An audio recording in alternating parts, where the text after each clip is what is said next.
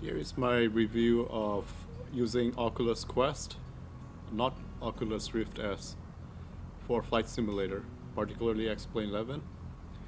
This is around like an 8-minute video with deep dive on how this thing works, but I'll share my conclusion up front. For me, like Quest works very well with Explain 11. If the purpose of buying Quest is only to fly Explain, and if you are a serious simmer, I will not recommend this because PCVR does a better job. Uh, I'll explain this more in detail later. However, if you're gonna buy Quest anyway, or maybe you just have enough money to buy Oculus Quest versus a PCVR, you can definitely use it to fly X-Plane. And this video you're seeing is recorded inside Oculus Quest. So this is pretty much exactly what you will see through Quest, obviously in VR mode. The difference between a PC VR and Oculus Quest is that Oculus Quest is completely self-contained. It doesn't need a computer or anything. It can just run by itself. I will have a separate video where I review Oculus Quest. Let's continue with Explain. Here is what you'll need. You'll need a gaming PC that can run Explain, obviously Explain, Oculus Quest, and one final thing you'll need is a software called Virtual Desktop. And you'll have to wire your PC to your router for maximum bandwidth. And the router needs to be wireless 5 gigahertz so it can communicate to the Oculus Quest headset with maximum bandwidth possible. And right now I'm playing from my living room in the comfort of the couch. The PC is some other room. And beside the VR controller, I have also paired my Xbox controller. And that's all. The reason I added Xbox controller is because it's a little bit difficult to use a VR controller to control everything. Xbox controller just makes it easy, especially applying brakes. So I've been using PC VR, particularly Samsung Odyssey Plus, for a long time now. And you may ask, why would I want to fly through Oculus Quest? It's simply because some days I'm dead tired from work and I don't have the strength to sit again in front of my PC. I'm already sitting in front of my PC like 60 hours a week at work. So this is like a great solution if you want to casually play from your couch or bed, and I don't want to mess around with any wires or anything. Xbox controller is great, it's wireless, and Oculus is completely wireless. This is a great way for me to just jump in and fly around in VR in the comfort of my couch, and that's one of the best use cases I have. However, if you do play near your computer, and you can definitely use all the hardware you have, like the joystick, the wheel, the pedal, rudder. So that's another way you can maximize the experience as well. But you lose the convenience of not being anywhere if you do that.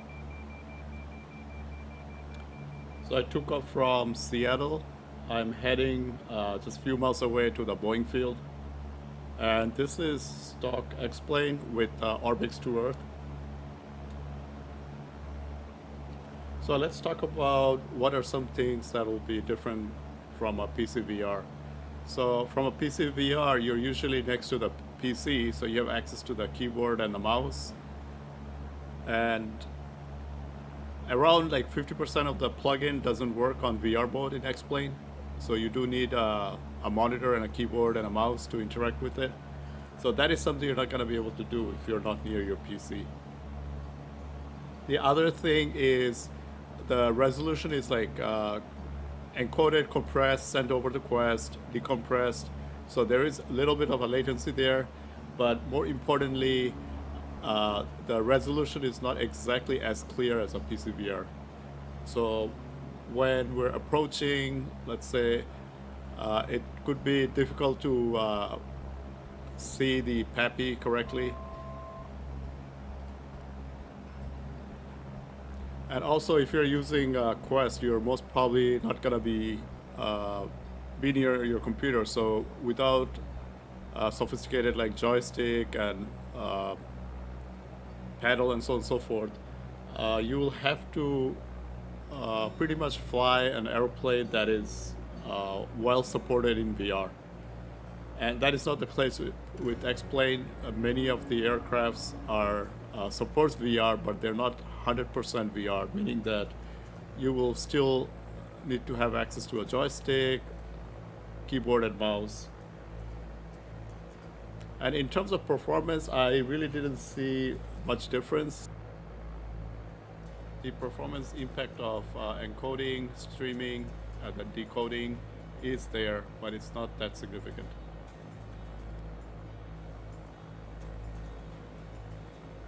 And other things you'll notice is that sometimes there are jitters and lag.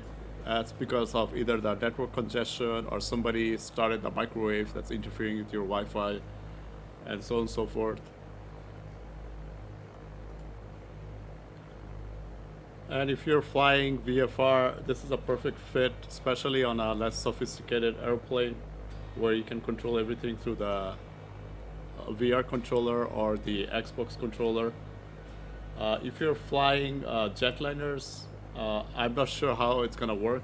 I personally don't like flying jetliners on VR because it's for me it's very hard to get through all the knobs and stuff like that with the VR controller.